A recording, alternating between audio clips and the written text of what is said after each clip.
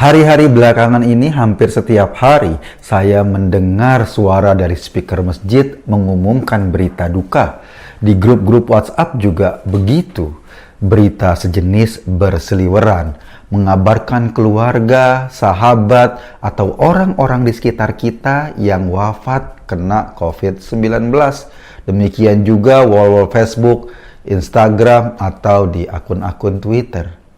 Untuk mereka semua, selantun doa kita panjatkan, semoga Allah memberikan tempat terbaik bagi orang yang wafat di sekitar kita. Kita emang kaget, tingkat penularan COVID-19 ini naik sangat tajam. Padahal 2 bulan lalu angka penularannya rata-rata masih 8 ribuan per hari. Kini angka itu sudah hampir 3 kali lipat, 4 kali lipat. Tapi di balik semua itu ada berita menenangkan. Biasanya ya, pergerakan kurva yang naik secara eksponensial dan cepat, turunnya juga akan cepat. Istilahnya fast grow, decay fast. Mirip grafik pengantin baru, cepat naik, cepat juga letoynya. Kenapa bisa cepat letoy? Pertama karena vaksinasi di Indonesia mulai dilakukan secara masif. Target 1 juta vaksin per hari, lalu kemudian dinaikin jadi 2 juta vaksin per hari, dan terakhir 2,5 juta vaksin per hari. Jika angka ini tercapai, pada bulan Oktober nanti kayaknya kita sudah bisa bernafas sedikit lega. Sebetulnya bukan hanya vaksinasi yang membuat grafik penularan itu bisa menurun dengan tajam. Rambatan virus juga membantu terbentuknya imunitas masyarakat. Teorinya begini, ketika kasus melonjak, gelombang virus menyebarkan percikan-percikan kecil koloninya ke berbagai banyak orang, ke lebih banyak orang. Percikannya kecil-kecil aja, jumlah orang yang terpercik ini pasti jauh lebih banyak dibanding mereka yang terregister sebagai kasus aktif. Bahkan lebih besar dari mereka yang kontak erat dengan pasien positif. Hanya saja percikannya itu paling sedikit dosisnya, paparannya nggak cukup besar. Nah, dengan percikan yang kecil inilah justru menjadi semacam antigen gratis atau vaksinasi alamiah. Jadi dengan kondisi seperti ini akan terbentuk herd immunity di sekitar perlintasan virus. Teori ini misalnya disampaikan oleh Joe McLaren, pakar epidemiologi dari University of Maryland, dalam sebuah tulisan opininya di New York Times April 2021. Artinya gini ya, meski diyakini kurvanya nanti akan turun dengan cepat, tapi posisi kita sekarang sedang berada di tengah-tengah kurva yang menanjak. Pada akhir Juli atau awal Agustus mungkin saja kasus COVID-19 bisa 50.000 sampai 80 ribuan per hari yang positif. Nah, kalau kita kurvanya sudah menanjak kayak gini, jadi posisi ini atau suasana ini perlu dijadikan perhatian serius. Kalau kurvanya menanjak, bisa dipastikan kebutuhan pada ruangan rawat pasien dan isolasi mandiri akan meningkat drastis. Daerah-daerah juga harus menyiapkan atau mengantisipasi kemungkinan ini.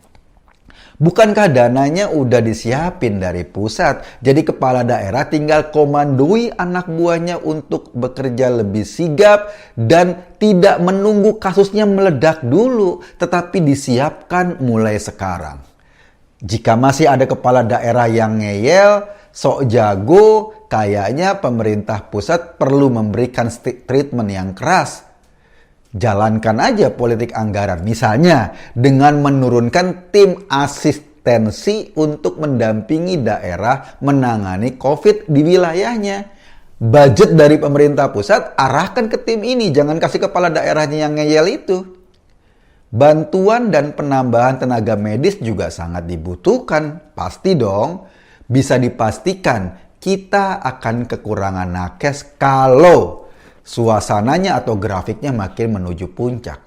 Jadi udah saatnya mahasiswa kedokteran, mahasiswa bidang keperawatan, kesehatan lingkungan, atau kebidanan bisa diturunkan untuk menjadi relawan membantu dokter-dokter dan perawat-perawat profesional.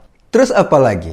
Ya, obat-obatan. Jangan biarkan orang mengambil kesempatan dengan menimbun obat-obatan yang diperlukan oleh pasien COVID-19. Kemarin aja ivermectin harganya dari mungkin sekitar puluhan ribu, tiba-tiba naik bisa sampai ratusan ribu, berpuluh-puluh kali lipat. Padahal obat ini masih terus menjadi perdebatan efektivitasnya. Yang juga harus diperhatikan adalah operasi serius ke pabrik, distributor, pedagang obat besar sampai ke apotik. Jika ada yang nimbun atau menjualnya dengan harga selangit, tangkep. Ancam mereka dengan hukuman maksimal. Demikian juga dengan persediaan tabung oksigen atau alat medis lainnya.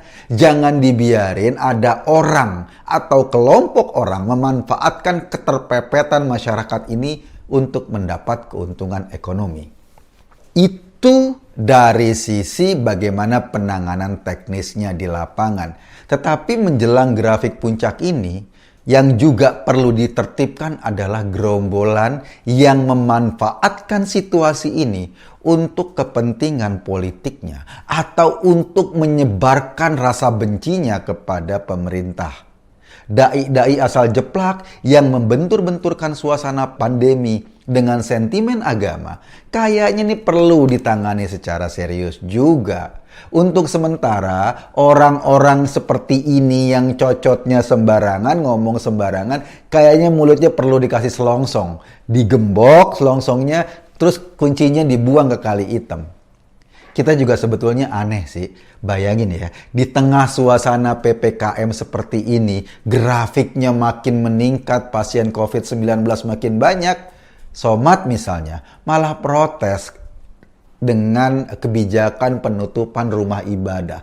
Ditutupnya juga sementara. Emang sih, kalau kita perhatikan, Somad ini cuma menang gantengnya doang. Omongannya seringkali nyebelin, sekaligus juga membahayakan bagi masyarakat atau bagi jemaahnya. Selain itu, politisi-politisi ngehe juga perlu dijewer kupingnya. Dalam alam demokrasi sebetulnya silakan saja mereka bermanuver, memainkan manuver-manuver politik. Tetapi dalam kondisi kayak gini kita nggak butuh manuver-manuveran lagi deh.